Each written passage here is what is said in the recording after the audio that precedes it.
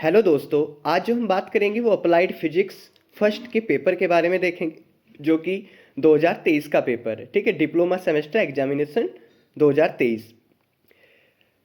इसमें सबसे पहले आपको अटेम्प्ट एनी 10 क्वेश्चन, जो सेक्शन ए होगा उसमें किन्हीं 10% के आपको उत्तर देने, आंसर देने हैं। तो सबसे पहला क्वेश्चन आपका जो है वो है density of water is maximum at temperature. जल का घनत्व अधिकतम ताप पर होता है। तो आपको ध्यान रखना है, जो जल का घनत्व होता है वो 4 डिग्री सेल्सियस टेम्परेचर पर मैक्सिमम होता है। ठीक है, नेक्स्ट आगे बात करेंगे क्वेश्चन 2 पर कि mechanical energy equal kinetic energy plus, याद रखना, पोटेंशियल एनर्जी। क्या होती है? Potential energy. इन दोनों के सम से ही आपको total energy, that means mechanical energy मिलती है। यानी यांत्रिक ऊर्जा इक्वल गतिज ऊर्जा प्लस स्थितिज ऊर्जा। पोटेंशियल एनर्जी को क्या बोलते हैं? स्थितिज ऊर्जा बोलते हैं। ओके, नेक्स्ट क्वेश्चन पर बात करते हैं, क्वेश्चन 3 पर कि scissor is a class lever. कैंची जो है वो किस श्रेणी का उत्तोलक है, किस श्रेणी का क्लास लीवर है। ठीक है, तो आपको ध्यान रखना है प्रथम श्रेणी का। क्या ध्यान रखना है? प्रथम श्रेणी का ध्यान रखना है। यानी फर्स्ट सीरीज का क्या है? फर्स्ट सीरीज का जो कैंची है, जो सीजर है, वो उत्तोलक यानी लीवर है। ओके, नेक्स्ट आगे क्वेश्चन पर बात करते हैं हम। Pressure is a quantity. दाब एक कैसी राशि है? तो आपको ध्यान रखना है, दाब एक अदिश राशि है। दाब क्या है? एक अदिश राशि है जो किसी पृष्ठ के लंबवत बल लगने पर होती है। ठीक है, तो P इक्वल क्या होता है? F by A। और आप विमा भी इसकी निकाल सकते हो। विमी सूत्र यानी डायमेंशन भी इसकी फाइंड कर सकते हो। F की विमा होती है MLT माइनस 2 और A की विमा होती है L स्क्वायर। तो यहाँ पर 1 है, यहाँ पर 2 है, ये ऊपर जाएगा तो ML माइनस 1 T माइनस 2। तो ये इसकी क्या हो जाएगा? विमीय सूत्र, डायमेंशनल फॉर्मूला हो जाएगा। ठीक है, आगे बात करते हैं क्वेश्चन 5 पर। इसमें बोला गया at temperature Celsius and Fahrenheit scales will have same reading. वो कौन सा ताप है जिस पर सेल्सियस और फ़ारेनहाइट पैमाने के पाठ्यांक क्या होते हैं? समान होते हैं। तो आपको ध्यान रखना है कि -40 डिग्री सेल्सियस भी हो सकता है और -40 डिग्री फ़ारेनहाइट भी हो सकता है। तो आपको दोनों में से कोई भी लिख सकते हो, -40 डिग्री सेल्सियस या -40 डिग्री फ़ारेनहाइट, दोनों ही आपस में इक्वल होते हैं। ओके, इसके लिए आपको एक फॉर्मूला भी ध्यान रख सकते हो कि C डिग्री सेल्सियस में C degree Celsius upon 5 equal F Fahrenheit minus 32/9। ऐसे आपको कोई भी आपको गिवन, कभी भी सेल्सियस गिवन हो तो आप फ़ारेनहाइट फाइंड कर सकते हो। जब भी आपको फ़ारेनहाइट गिवन हो तो आप सेल्सियस फाइंड कर सकते हो। और इस क्वेश्चन में क्या करना है? सेल्सियस, डिग्री सेल्सियस, फ़ारेनहाइट को आपको x मान लेना है। और जब आप इसको सोल्व करोगे तो लास्ट में जो x की वैल्यू आएगी वो -40 आएगी। ठीक है, तो दोनों ही आपस में इक्वल होते हैं। नेक्स्ट बात करते हैं आगे। इसमें आगे क्वेश्चन जो 6 है आपका, क्वेश्चन 6 है if external torque is 0 then the total angular momentum of the system remains. That means यदि बाह्य बल आघूर्ण शून्य हो तो निकाय का कुल कोणीय संवेग क्या रहता है? तो आपको ध्यान रखना है, बाह्य बल आघूर्ण यानी टॉर्क एक्सटर्नल 0 हो जाए तो आपको ध्यान रखना है उसका जो कोणीय संवेग होगा, जो सिस्टम का कोणीय संवेग होगा, वो हमेशा, यानी एंगुलर जो मोमेंटम होगा वो हमेशा नियत रहेगा। क्या रहेगा? नियत, यानी कांस्टेंट रहेगा। ठीक है, तो ये बात ध्यान रखनी है आपको।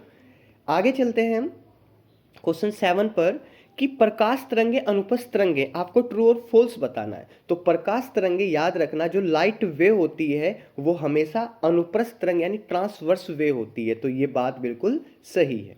ठीक है, क्वेश्चन 8 पर जल एवं चांदी के लिए स्पर्श कोण 90 डिग्री होता है। Angle of contact for silver and water is 90 degree. Water and silver, या प्योर वाटर बोलो या प्योर सिल्वर, के लिए जो कॉन्टैक्ट, एंगल ऑफ कॉन्टैक्ट होता है वो 90 डिग्री होता है। ये भी बात सही है। ठीक है, आगे देखते हैं।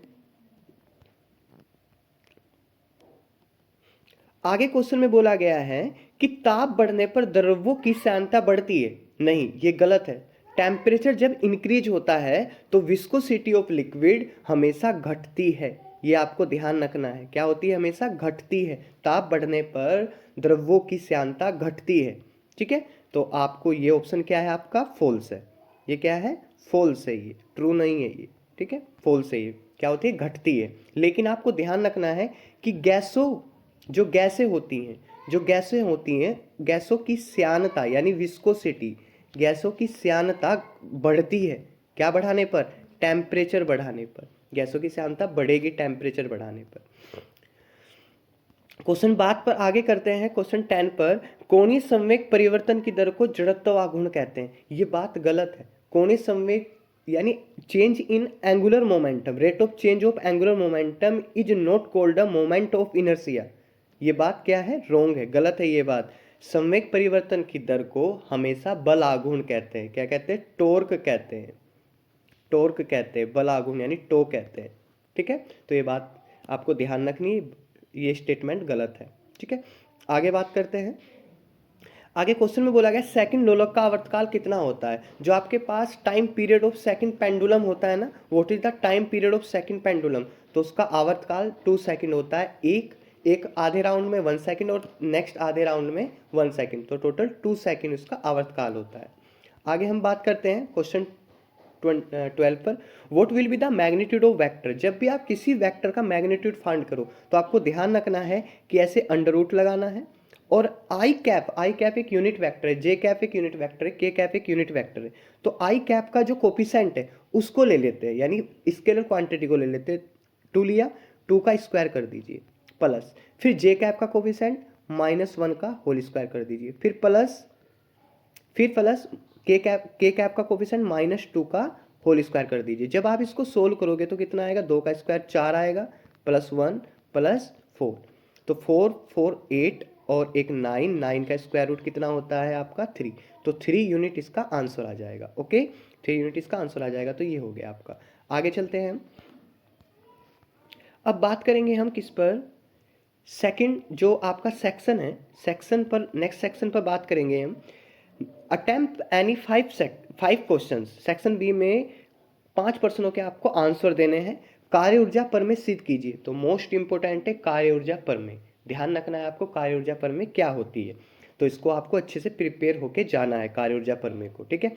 आगे इसके बाद निम्नलिखित की परिभाषा सूत्र मात्रक एवं विमा सहित लिखिए। मैंने प्रीवियस वीडियो में सब ये जो मात्रक, विमाएं और मोस्ट इंपोर्टेंट क्वेश्चन जो कि आपके यूबीटीआर जो बोर्ड यूबीटीआर में पूछे जा सकते हैं आपके सेमेस्टर 1 में अप्लाइड फिजिक्स फर्स्ट में, वो सभी इंपॉर्टेंट वीडियो मैंने प्लेलिस्ट में डाली हुई है, तो आप वहाँ पर भी जाकर सभी इंपॉर्टेंट क्वेश्चन करके जरूर जाना। और यहाँ से आपको क्वेश्चन किस लेवल से बनेगा, किस टाइप से बनेगा, वो आपको पता लग जाएगा, और यहाँ से भी आपको मिलने के चांस है, ठीक है।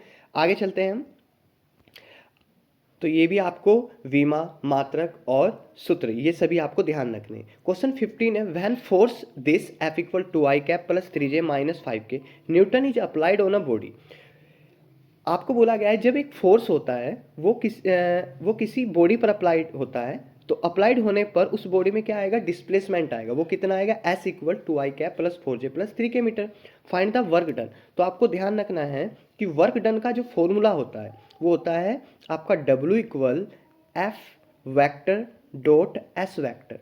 F year force, S year displacement. तो आपको ध्यान रखना है F कितना है आपके पास, 2i cap plus 3J cap minus 5K cap, और फिर आपको डॉट लगाना है, ठीक है। फिर उसके बाद आपको S कितना गिवन है, 2i cap plus 4J cap plus 3K cap. अब आपको करना क्या है, याद रखना है I डॉट I हमेशा 1 होता है, J डॉट J हमेशा 1 होता है, और K डॉट K हमेशा 1 होता है। सब पर कैप है, यूनिट वेक्टर है, ठीक है। तो सेम का सेम के साथ करेंगे, तो 2i का 2i के साथ 4, फिर 3i का 4J के साथ 12, फिर -5 का 3 के साथ -15। जब इनको आप ऐड या सब्ट्रैक्ट करोगे तो आपका आंसर बिल्कुल सही आएगा, अदर सब 0 होते हैं, ठीक है।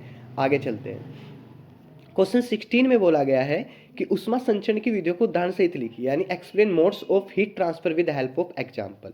तो ये भी आपको क्वेश्चन ध्यान रखना है, इस तरीके से क्वेश्चन बनते हैं हमेशा। ये तो बहुत ही ज़्यादा इंपॉर्टेंट है कि जो उष्मा संचरण की जो विधियाँ हैं वो बहुत ज़्यादा इंपॉर्टेंट होती है, यानी जो मेथड्स या जो मेथड ऑफ हीट ट्रांसफर है वो आपको बहुत अच्छे से क्लियर होने चाहिए, ठीक है। आगे हम बात करते हैं एक धातु की छड़ की लंबाई 0 डिग्री सेल्सियस पर, बहुत अच्छा क्वेश्चन है, ठीक है, थर्मोडायनेमिक्स से पूछा गया है।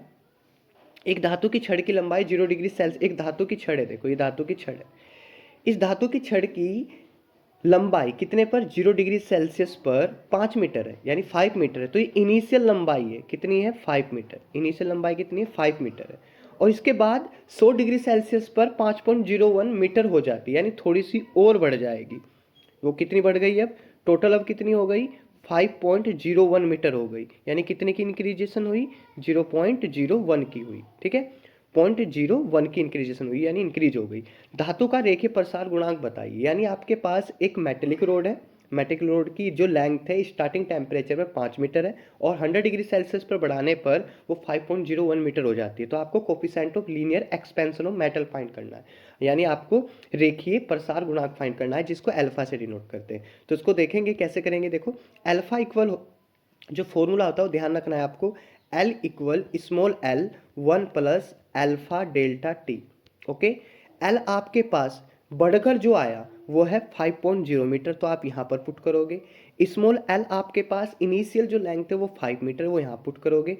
1 एज इट इज रहेगा। अल्फा आपके पास कितना है वो आपको फाइंड करना है, और डेल्टा टी कितना है आपके पास, टेम्परेचर में कितना चेंजेस हुआ, तो 100 माइनस 0, तो 100 T2 है, और 0 डिग्री सेल्सियस कितना है, T1 है, तो 100 डिग्री सेल्सियस, तो डेल्टा टी की प्लेस पर कौन आएगा, 100।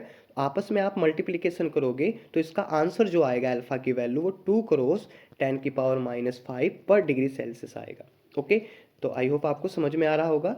आगे हम बात करते हैं, मोस्ट इंपोर्टेंट क्वेश्चन है ये भी, कि जो right range and for application of ultrasonic wave, आपको ध्यान रखना है कि ये 3 टाइप्स की वेव होती हैं। परासर तरंगों की प्रास एवं 4 अनुप्रयोग लिखिए, तो आपको अल्ट्रासोनिक वेव जो भी ये जो वेव होती हैं उनको आपको अच्छे से प्रिपेयर होके जाना है, ठीक है।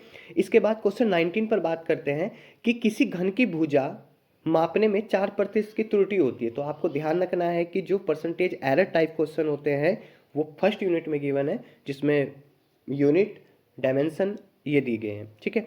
तो 4% की त्रुटि है घन की भुजा में, घन के आयतन की गणना करने में कितना प्रतिशत त्रुटि होगी, तो इसको आपको ध्यान रखना है। The error in measuring side of a cube is 4 centimetre, what will be percentage error on calculating volume of a cube. ऐसे क्वेश्चन को आपको कैसे करना है, देखिए आपके पास घन की भुजा में 4% की त्रुटि है, तो घन की जो भुजा है जब भी प्रतिशत त्रुटि होती है तो भुजा साइड को हमने ए से डिनोट किया, डेल्टा ए और ए क्रॉस 100% वो कितना है, 4% आपको गिवन है, ये आपको ध्यान रखना है। घन के आयतन की गणना, घन के आयतन की गणना करनी है, तो जब भी आप डेल्टा वी फाइंड करोगे, आपको पता है कि घन का जो आयतन होता है, वॉल्यूम ऑफ क्यूब होता है, वो एक क्यूब होता है ना।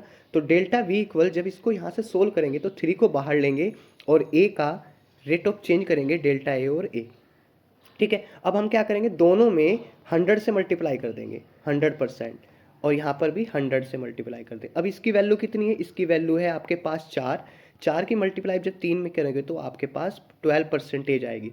तो घन के आयतन में, घन के आयतन में कितने प्रतिशत की त्रुटि हुई, ये प्रतिशत त्रुटि होता है delta V over V cross 100%, तो घन के आयतन में कितनी प्रतिशत की त्रुटि हुई, 12% की त्रुटि हुई, यानी एरर है, ठीक है।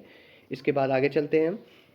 अब मैंने फिर आपको बता रहा था कि सेक्शन सी से हमेशा ही क्या आएगा, भौतिक राशियों के वी में सूत्र आएंगे, यानी डायमेंशनल फॉर्मूला आपको फाइंड करना चाहिए सभी का, ठीक है। सांद्रता गुणांक किसको, कोफिशिएंट ऑफ विस्कोसिटी, जड़त्व आघूर्ण, डेंसिटी, बलागुण, प्रतिबल, जो भी आपसे आपको नहीं मिल रहा हो आपकी बुक में कोई भी डायमेंशन फॉर्मूला या कोई भी क्वेश्चन, तो आपको 8477921246 पर आप कॉल कर सकते हो, ठीक है।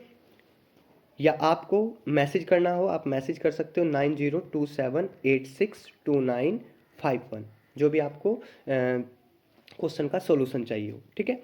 आगे चलते हैं इसमें। आगे क्वेश्चन में बोला गया है, explain law of conservation of angular momentum with the help of 2 example. कोणीय संवेग संरक्षण के नियमों को 2 उदाहरण सहित लिखिए। मोस्ट इंपोर्टेंट है कोणीय संवेग संरक्षण। हुक का नियम क्या है, प्रतिबल विकृति की व्याख्या कीजिए। हुक का नियम यानी स्ट्रेस और स्ट्रेन। हुक का नियम क्या होता है, स्ट्रेस प्रोपोर्शनल टू स्ट्रेन, और ग्राफ क्या होता है स्ट्रेस और स्ट्रेन में, एक स्ट्रेट लाइन होती है, ठीक है। इसके बाद क्वेश्चन है ये न्यूमेरिकल, आप सिंपल हार्मोनिक मोशन से देख सकते हो। स्टोक का नियम बहुत ज़्यादा इंपॉर्टेंट है, स्टोक का नियम, Stoke law, and derive an expression for terminal velocity, और सीमांत वेग हेतु इसका व्यंजक भी प्राप्त करना है आपको, ठीक है। अनु अनुरण अनुरणन काल क्या है, रिवर्बेशन टाइम क्या है, ठीक है। अनुरणन काल क्या है और इस काल को नियंत्रित करने की विधियां लिखिए, मोस्ट इंपोर्टेंट है। घर्षण क्या है, फ्रिक्शन क्या है, घर्षण के प्रकार क्या है, घर्षण के लाभ और हानियां क्या है। तो ये आपका पेपर था 2023 का, जो कि हमने देखा। और जो भी आपको इसमें कहीं पर किसी क्वेश्चन में प्रॉब्लम आती है तो आप व्हाट्सएप पर मैसेज करना, मैं उसका सॉल्यूशन आपको सेंड कर दूंगा, ठीक है। तो आई होप आपको ये वीडियो अच्छी लगी होगी तो प्लीज़ वीडियो को लाइक कीजिए, शेयर कीजिए, और अब तक आपने हमारे चैनल को सब्सक्राइब नहीं किया है तो प्लीज़ चैनल को ज़रूर सब्सक्राइब कर लीजिए। तो मिलते हैं नेक्स्ट वीडियो में। Thank you.